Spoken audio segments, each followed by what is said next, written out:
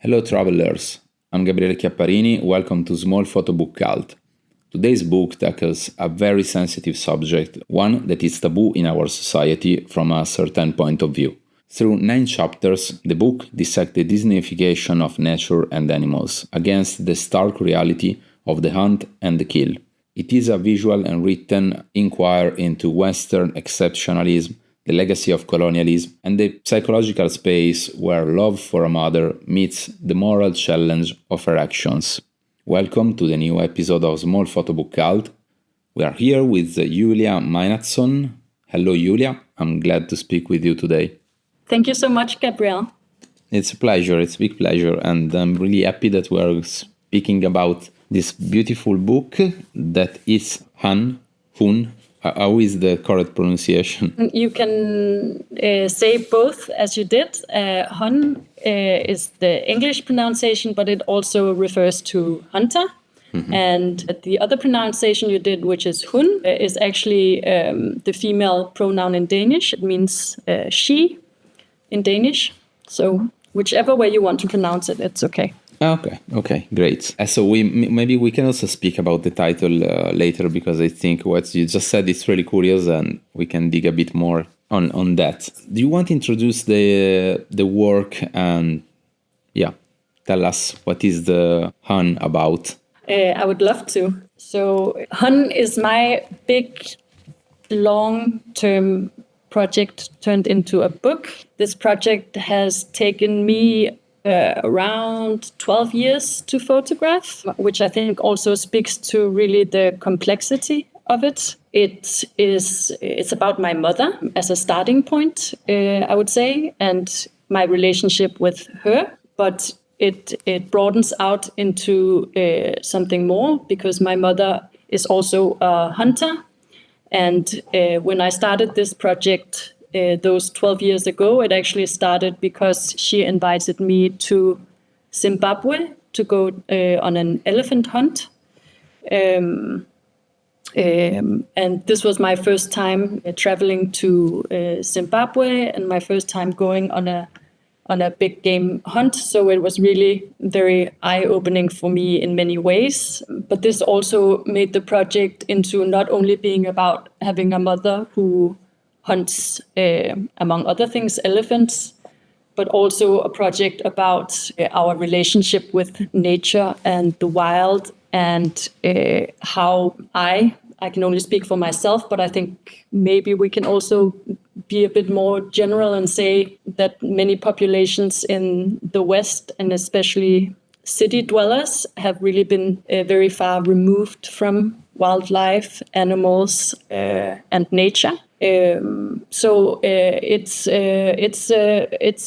book, the whole project is sort of a quest to find out why, and ask a lot of questions to myself about why I feel the way I do about animals and about hunting and nature, and why my mother sometimes feels differently. And so it's been a journey for me over those years, asking myself a lot of questions as to why do we do the things that we do, without necessarily reaching any concrete answers. I'd say I really wanted this project to sort of ask the same questions to the reader of the book, basically, or the viewer of the pictures. So that was a little bit long-winded, but I think that's what the project is about, basically. No, it wasn't long at all, and we can also give a bit more context if you want, like when your mother starts to have this passion, and what happened, and how did you react at first? My mother only started hunting later in life. She's not been brought up hunting with her father, which would typically be. But she got interested in hunting in her 40s when our family got a dog, and she had to walk the dog in the forest and saw a lot of nature and deer and birds, and she didn't know what she was looking at, basically. And somebody suggested to her, why don't you get a hunting license, because to get a hunting license, you need to study for it, and you are going to be taught a lot about nature and the different animals that you're looking at.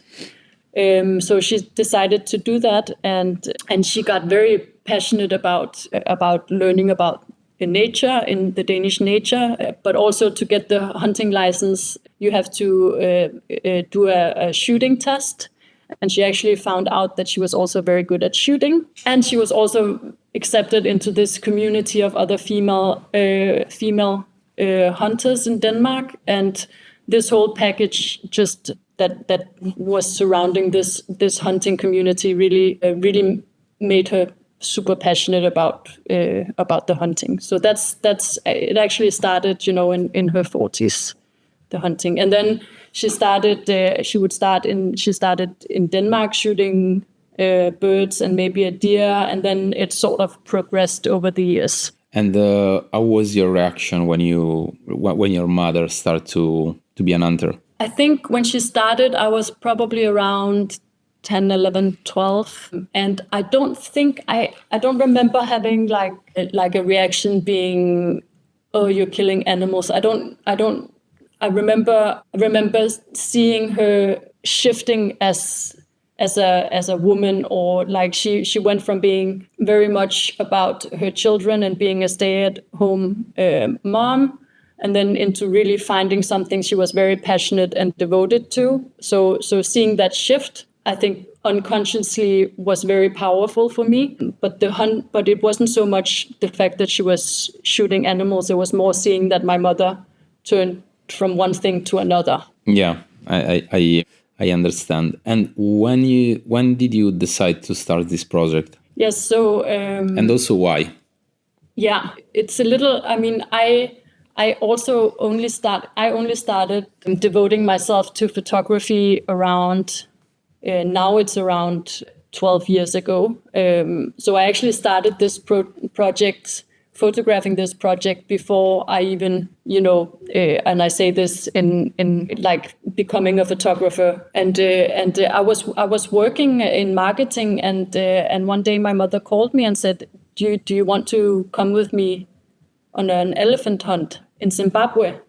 And I thought, do we still hunt like that? The concept of it was so weird that this was still a thing, and I didn't know anybody who did that. It seemed like the most insane adventure to go on. So I decided to join her, and so that was very eye-opening experience for me. And I just started photographing, and so I did that for a couple of years, and then because of going on that adventure and seeing up close what being passionate about something really looks like, I decided that I wanted to pursue photography rather than staying at a marketing job, and that actually made me switch careers. And then since then, I just kept on photographing more or less until the book came out in last year. And so it's like this process starts a bit like an accident, like it happened. In some sense, yeah. But then why you decide to keep doing it, like to try to transform this single adventure of taking picture of your mother doing hunting? What happened that make you thought, okay, I want this to be a project? I think one of the things, I think that there are probably several things, but I think that one thing was how people responded when I said that I was going on these hunts with my mother. Like the response were everything from disgust to shock to surprise to how exciting, but everybody had a reaction. So I thought like, okay, there's something here that triggers people, and this is it's not something that a lot of people get to do. So it's in that sense like I have an access that very few people have, and so I could sense that there's something special here, and of course, going from that and then into forming it into a full-fledged project, it came, along the way. It wasn't something that I had that on my mind from the very beginning. And I also think that another reason why I thought it was important was because of how this made me feel, and how I could see passion, and I could see, heart and light in the eyes, and I thought this was very interesting. This is not about whether you agree with hunting or not. It was about how seeing like how people on the ground in, for instance, Africa, like the professional hunters and the trackers and everything that's involved with the hunting, and of course my mother as well, how they were passionate about what they were doing, and then being immersed in this wilderness and nature, which we have none of in Denmark, made me very, very enthusiastic about turning this into a photography project.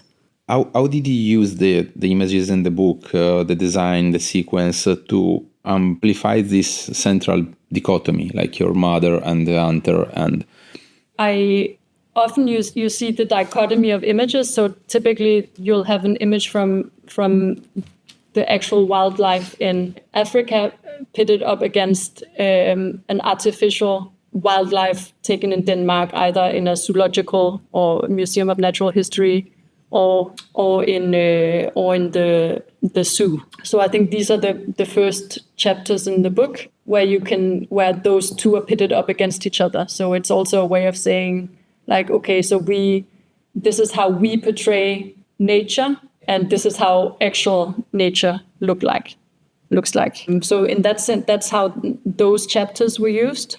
This chapter that we're looking at now, where we have the archival photos with the animals cut out, was also a way of sort of showing these are all domesticated animals that we have contact with, and this is the wildlife that we get to experience in at least in Denmark, and how also in some sense artificial it is, because it's all very controlled. Intention in general is to trigger whatever, to trigger thoughts and to trigger questions. There's also a section in the book with actual questions, but I hope that this is something that these are things that you question all through the book, more or less. So I think that very much the book is about asking questions and not necessarily giving any answers, because I just want to make people think. I want to, in some senses, it's quite a complex topic. Or I think there are a lot of topics in the book, but which is also what makes it complex. So I think it's important to talk about and make people remember that they're actually cultured in the way that they see. Like they're very much affected by how they've been raised and what they've been raised on, both in popular culture, but also, in their surroundings, and how these things at times can be very contradictory. Like you can love animals, but you can also love them so much that you are aware that you need to kill some of them in order to keep the population thriving. And I think that this is something that's not always talked a lot about. If you don't know a lot of nature conservation, is that this happens everywhere. In order to keep your deer population alive in a park, you need to shoot off or regulate an amount every year. So it happens everywhere, Yeah, and like this project is really full of layers. It's changed constantly during, when you flip through the pages, it's changed constantly, because you start with this section with elephants. Yeah. And then you have this other part that it's this is the part I was talking about, with you have the African and pitted up against the Danish artificial nature. Do you want to introduce us a bit all these sections of the book, and speaking a bit about why you decide to build the book in this way? The book is divided, I think it's into 9 different chapters, and I have to give a lot of credit to two guys that I've worked with in this process of building the book, the formidable book designer Ricardo Baez, but also a guy called Sergio Valenzuela Escobedo, who has worked a lot with how to structure the project and what we need to put in the book to tell this very complex theme. But so we decided actually to divide it into chapters to sort of keep building on the topic, and first, presenting very slowly what it's actually about. The first thing it starts off with is actually just drawings of elephants, children's drawings of elephants that my niece has drawn when she was not very old. So you already get a sense about something with animals, something with children. You get a sense of what this is about. And then the next chapter, obviously, we visit the elephants in the zoo. And again, there's nothing. I mean, you just see these captured elephants in black and white. It ends up with this chapter ends up with one of my favorite pictures in the book, which is this baby elephant standing alone. See if you get there. This one in the indoor enclosure. And there's even like an outline of an elephant on the wall somehow. But I feel like this elephant speaks very much to the sadness of keeping these big animals locked up in a tiny enclosure. And where people, families love going to the zoo and kids love seeing these animals, but at the same time, it's like, shit, these creatures were supposed to, roam in like enormous amounts of land, right? Yeah. They're not made to, even if this is a very modern enclosure, this shouldn't be the life that they were leading somehow. And then the next chapter is about the natural environment. So this is where we have African nature versus the artificial nature from the zoos. Yeah, same here. And here you see this is actually, if you just go back, this is a baobab tree from Zimbabwe, which has been destroyed by elephants actually. And you talked about also when we spoke before how deer do the same. Yeah. Ruin the land, if there are too many, right? Exactly. So this is what this chapter is sort of to show how we're trying to build the same kind of nature in a very small space. So we can I don't know, fool the animals into thinking that they're in the right place. I don't know, something like that. And then we move to another layer and another chapter of the book. And also, it's really curious that you decide to put the number of the pages, right? Or this one. Just sometimes at the start of the chapters and with these big numbers, it's really beautiful. This is also the wonderful Ricardo who came up with that, which is also, it's a way of prompting people to be like, oh, what's this number? Mm-hmm. What does that have a significance? Is it some kind of fact, like 77 elephants die every day but it's not, it's just a page number, but it's to make people think about, oh, what does this mean? It works really well. Thank you. And then you have this section that is more intimate about. Yes, so now we sort of get to get introduced to my mother, and very much so in her own home and her own the everyday life that she leads. Also, this is to show that she's also just a woman, a mother, a grandmother, a dog owner who leads just a normal life in Denmark.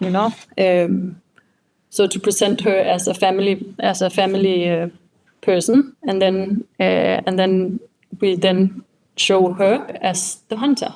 Yeah, you put this in this part. It's really curious, and I like the fact that you didn't divide these two elements of your mother, the lovely mother or grandmother and the hunter. Like, of course, there is a first and a second part in the same chapter, but then you come back here. It's the complete person, and people are often, more than just one thing. So that's the way of showing that she is also multi-layered and that she is a very loving mother and grandmother and dog owner, but she's also a hunter. And I like the fact that you decide to portray your mother not posing like really in domestic and daily situation. Yeah. Then we arrive in this chapter. So now we're bringing it back to like what is our influences, and why do we this is something that I struggle with a lot. Why do we, I don't know if appreciate, but why do we value some animals more than others? For instance, where does that come from? Could it be because of how we've been cultured by Disney cartoons and other things in our surroundings since we were kids, and have come to these conclusions that elephants are cute and worth more than I don't know, a cockroach or whatever? And this is something that I'm very curious about, and so this is what this chapter is supposed to sort of make us think about. Yes, and then we have the archival photographic chapter, where it's both my mother as a young lady, but also her family. Is it a personal archive, right? Yeah, with all our pets over the years that have been cut out. Why you decide to cut out the animals? Yeah, it's just to show, to sort of emphasize our relationship with the animals and that we have in our life. That they get to lie in the bed and they're very much part of the family, but they're still animals somehow. Mm-hmm. So it's I don't know, is it an artificial relationship we have with these kind? I don't know, but at least they're all they're not wild. Mm-hmm. Maybe that's what I wanted to say. And then we enter in this other chapter. Yes, so we keep shifting between like, okay, family and back to the more, who is this person? Who is she also? So here it's actually from the very first time I went on elephant hunt. I was filming. So these are frame grabs from a film, and then they're pitted. So that's my point of view, and that's pitted against illustrations a Spanish illustrator did for me with the elephant's point of view. Is the idea, and then obviously then at some point she shoots. I drop the camera to the ground because I'm so surprised and like on edge, and that's against the illustration where the elephant drops and looks at the sky. And this is also where there's actually it's not illustrated on this PDF, but there's a hole in the book going through from when she shoots. And then we're back to again, we have pictures from Museum of Natural History with these are called dioramas, when you set up like I don't know, is it called stuffed animals? You set them up in like they're an artificial environment. So these are pictures of those, and then against the African and hunting in Africa. And then we arrived to the chapter of the questions. How did you work on that, and why you decide to put this part on the book, in the last part of the book? These are questions that I think are worth thinking about. So if you haven't, I think these are some of the questions that I've asked myself, and leading up to this chapter, you might not have been able to necessarily formulate them in your mind. But hopefully it's something that will be just under the surface, and then seeing them like this in black and white, I feel like it points out very specifically as to, have you thought about these things? And like they grow up. And also maybe something that is easier to relate to when you, for instance, live in a city where these animals, the cockroach or the rat, are considered pests. And I don't think a lot of people would have too many problems killing them to get rid of them. But then here we have a rat that is bigger and yeah. But still, in cities every day, rats are being killed because yeah. So I think most people would not like to have a rat in their house, so they would rather kill it, no? Yeah, but I think it's more divisive than a cockroach, for example. Yes. And then there is this one that is something that I think a lot of people in the city in Europe or in our civilization done once in a while, once in a life, let's say. I think I think that the zoo is also interesting because obviously I had not been to a zoo for many years, but I went in order to photograph. And zoos, I mean, are very popular with families and kids. And so I think if you didn't already have this question in mind when you were going through the book, then seeing it here, it's like, okay, it points back to those chapters. Yeah. And then we go a bit more deep. And yeah. But I really like how you decide to build this part of questions. Yeah, because every time you have tried to answer one, it becomes even more nuanced, right? Yeah. This one is quite strong, and we end with this one, right? Mm-hmm. But the book still has another chapter. I think this one is the last one, or not? Also make a point. Yeah, that's the last one. But can I make just a point to that? Yeah. So after this one, would you get the question? Would you ever be able to kill someone? And I think for most people it would be no, of course not. But then again, it's always about what are the circumstances. If your life is being threatened or someone you love is being whatever, it's like there's always layers to everything. Even a question that should be, clear cut to answer. There's always things that could make you perhaps change your mind if you were in a specific situation. This question then leads to the next page, which there's like a comment I received on Instagram from a person who thinks that my mother is, as it says, a sick whore, and that she should die for killing animals. And so it's also just, this is also just about showing that we as people tend to be very, what's the word? We have a lot of hypocrisy, I think is the word. So you wouldn't you wouldn't kill an animal, but you would be happy to kill a person. So this is also just to say, like, okay, but we have to try and dive deeper than just staying on the surface and think that everything is just black and white. I think that's also very much what the questions are about. There are always many layers, and you always have to look in the gray and try and understand where people are coming from, or at least try and understand what are these things about. Why do people act the way they do? You can agree or disagree, but why is it that they do the things that they do, and not just attack? Yeah, I agree.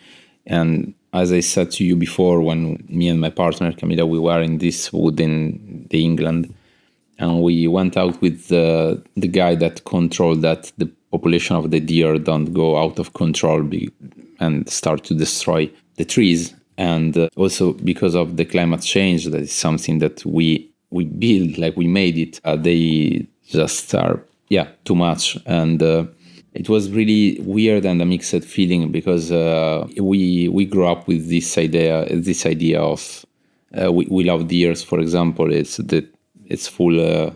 The movies when you are a child are full of deers.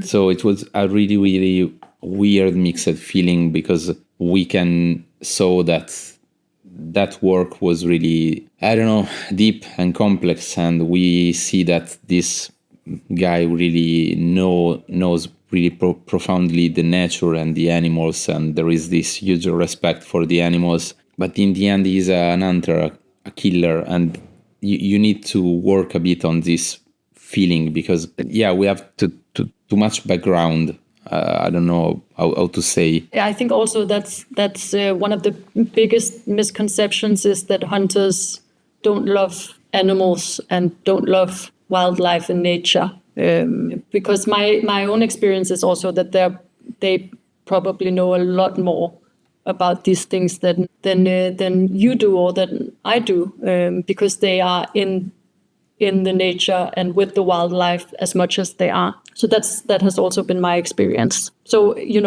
and some people love animals and want to protect them with everything that they have and could never imagine killing animals. And some people love animals, nature, and want to protect them with all that they have. But their solution is to regulate and to shoot. So I think that everybody is coming from the same point of departure. They just have different solutions to the problem. So, yeah. And then this is the last chapter, I think. Yes, that's the last chapter. Yeah. This is a letter that I wrote to my mother, and a letter that she wrote back to me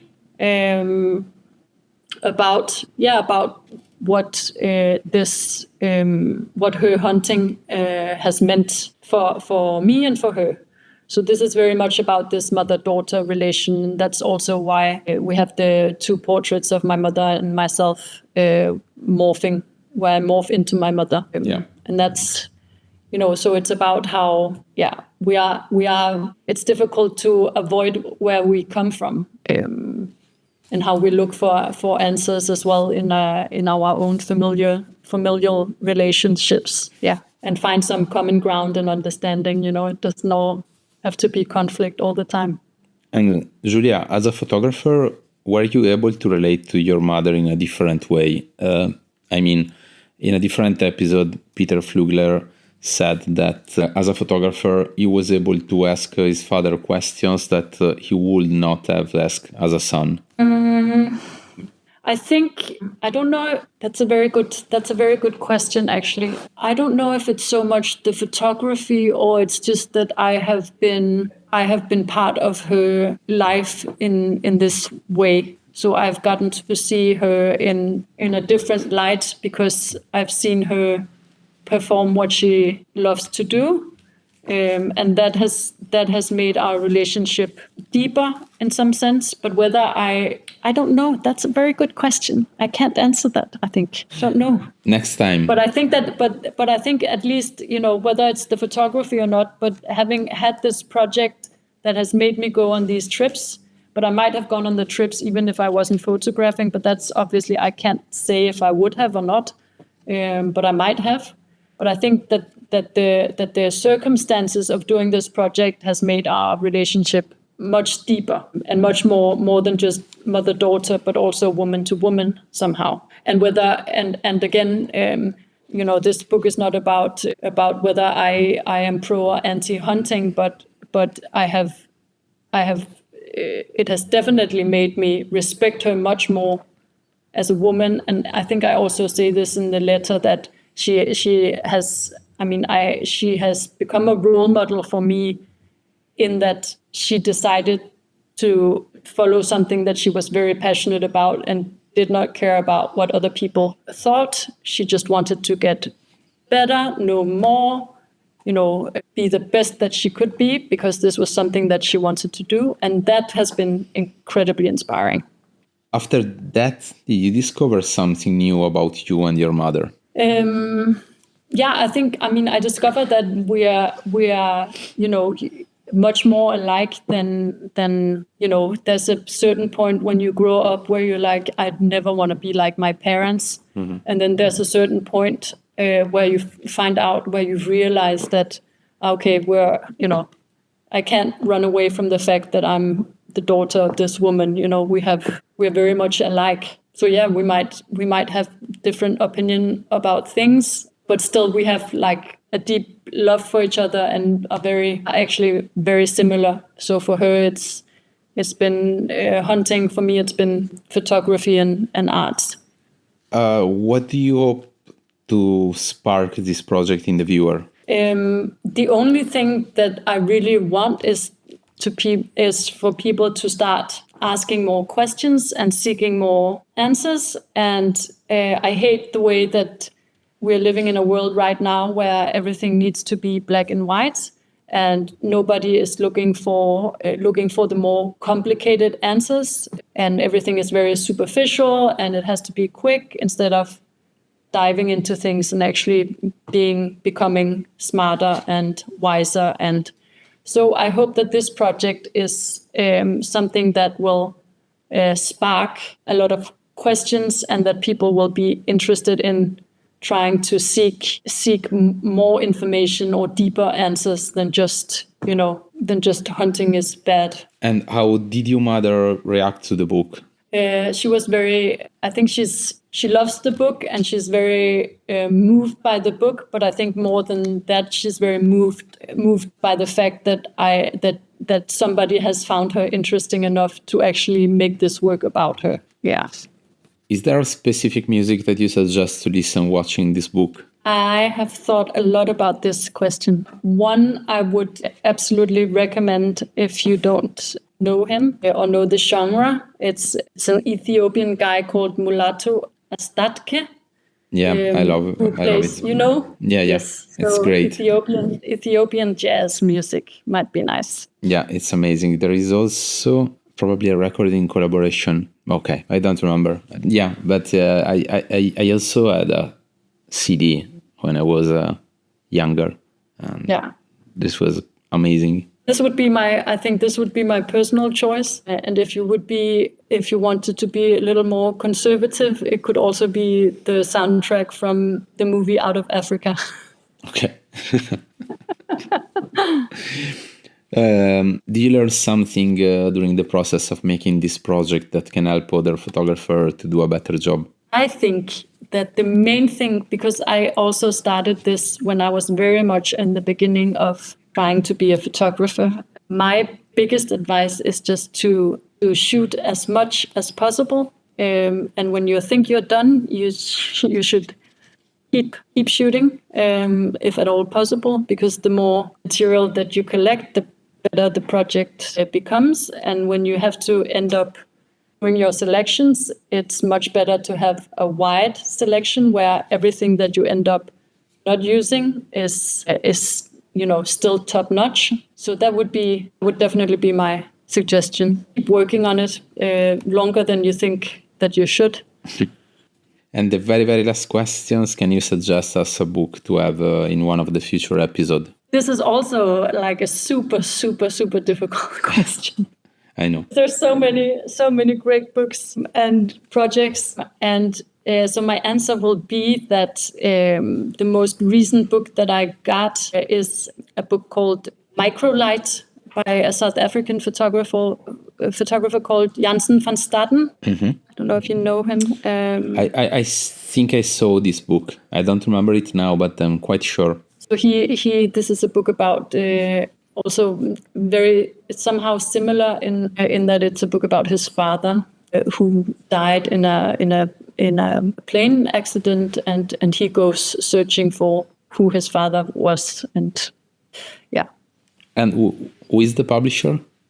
It's Yogurt Editions. Yeah. This is why I know that book. I have it. I own that book. Yeah, I really love it too. Yeah. Okay. Yeah. So I think it's an interesting story, and I think it would be also very interesting to hear him talk about that.